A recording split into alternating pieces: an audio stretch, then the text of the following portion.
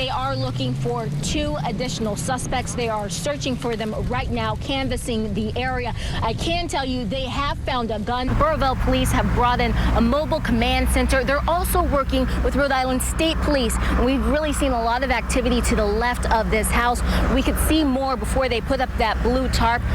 Just take a short walk with me. It's not going to take very long until we get to 10 feet. In fact, this is 10 feet. It's a short distance, but it probably feels longer if you're being dragged by a car.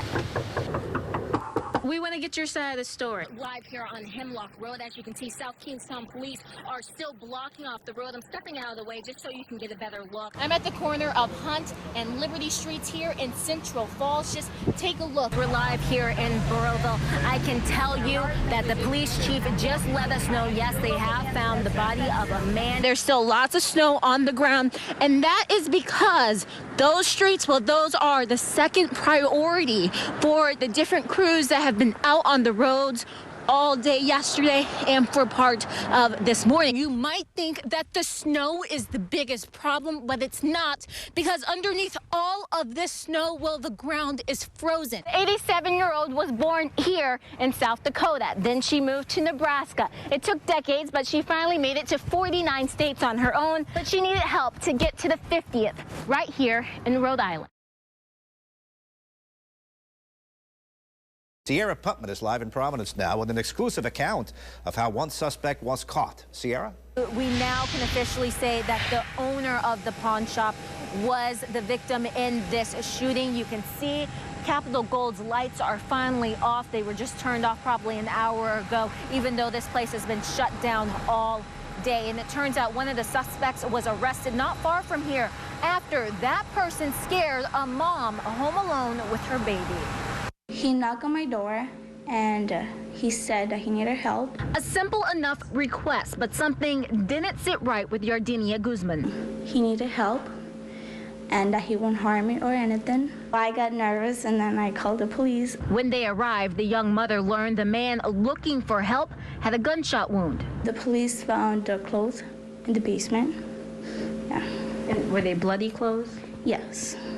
Providence police say he's also one of 3 suspects in a bloody early morning shooting at the Capital Gold pawn shop on Smith Street. A passerby called police after finding the owner of the shop lying in a pool of blood. This kind of business is always risky because you deal with a certain element of people. Family and friends tell me the owner's name is Justin Kemp. He suffered a life-threatening gunshot wound. He's one of these people who's been able to do well for himself, educate himself, build a business, and take care of his family.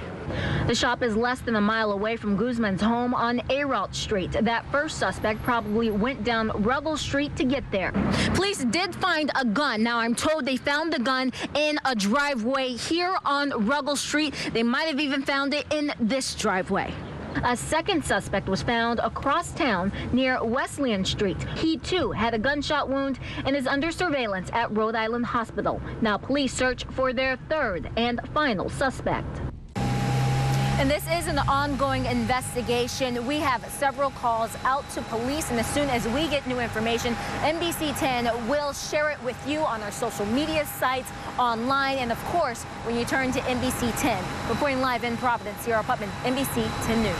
Well, Dan, I can tell you the NBC 10 I-team first reported last winter that a Pawtucket officer was under investigation, and we now know it's the same officer seen in this recent video that sparked protests here outside of Tolman High School.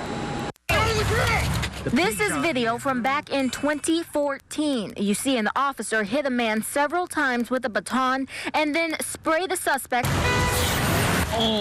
with pepper spray after he and 2 other patrolmen appear to have the man pinned to the ground. That officer was Jared Boudreau, the same man seen in this video showing him arresting 2 teenage brothers at Tolman High School. No, you can't do that! 17-year-old Evander DeBurgo is handcuffed on the floor. Then you see the officer flip and slam his 14-year-old brother Tyler. He's our school resource officer. I think that he should protect the kids and not be slamming them on their neck. I think he could have definitely handled that a different way. If your 14-year-old son got slammed like that, how would you feel? Boudreaux was cleared of any wrongdoing in a Pawtucket police internal investigation. The Pawtucket School District told the Valley Breeze it did not know about the incident when Boudreaux was hired as a school resource officer. State police are taking over this second investigation to see if he acted appropriately with the brothers. What do you want to see happen? I want him out that school.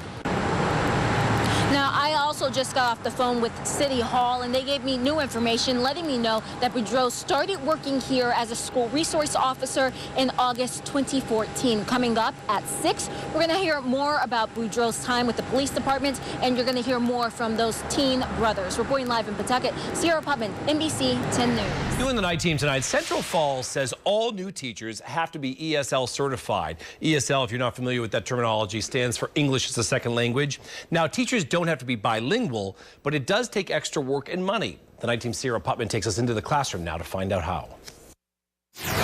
Wade had a great power. The beat slowed as he settled into.